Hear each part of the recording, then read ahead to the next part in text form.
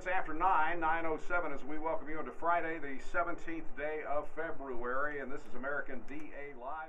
I'm Jack Petty from News Talk 590 WVLK, and every Friday morning for the last 8 years, Commonwealth Attorney Ray Larson and I have gotten together and we've talked about high-profile cases. Some of those have been locally high-profile, others have been national cases that are of interest to folks, and every single Friday morning we talk about a different case on American DA Live.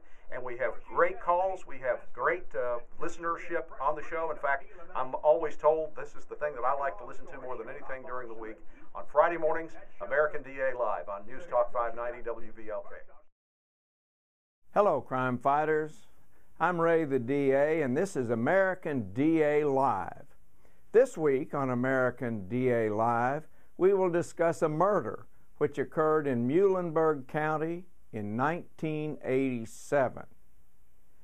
The body of 20-year-old Karina Mullen was discovered in the trunk of her car in a city garage in Central City.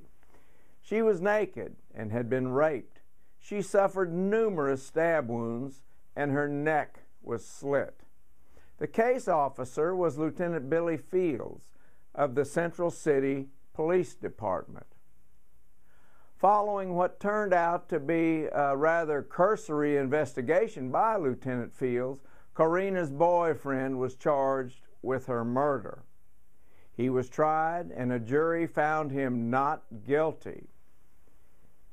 Then in 2006, almost 20 years later, a witness came forward who had witnessed the rape and the murder of Karina Mullen. She knew who had really committed the crime. She had seen it happen. She had specific information about the crime that only a person who had witnessed the crime could have known. She identified the three people who were involved in the murder.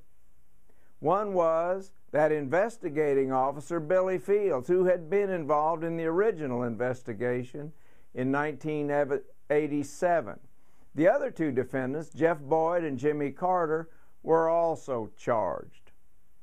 Also, in 2006, almost 20 years later, Tim Coleman, the Commonwealth's attorney from the 38th Judicial Circuit, a neighboring jurisdiction, was appointed by Kentucky's Attorney General to serve as a special prosecutor to try these three defendants.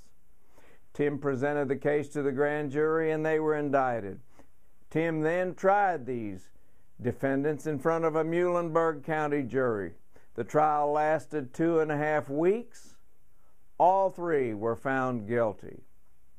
Fields and Boyd were both sentenced to life in prison. Carter was sentenced to 60 years in prison. If you want to listen to this entire program in which Special Prosecutor Tim Coleman is interviewed in depth about this troubling case by Jack Petty and Ray Larson, click on the link below.